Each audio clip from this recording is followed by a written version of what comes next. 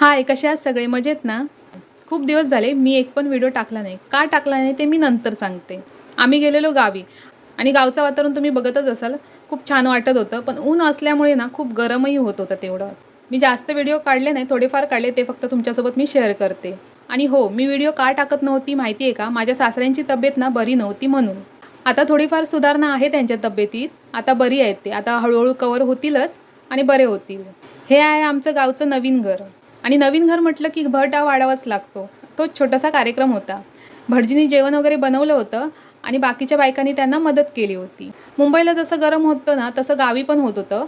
पण रात्री आणि सकाळी मात्र ना मस्त थंड वाटत होतं. पण हे गावचे 15 दिवस कसे गेले ना खरंच समजलं नाही. खूप बरं वाटलं आणि छानही वाटलं आणि थोडा मूडही फ्रेश झाला.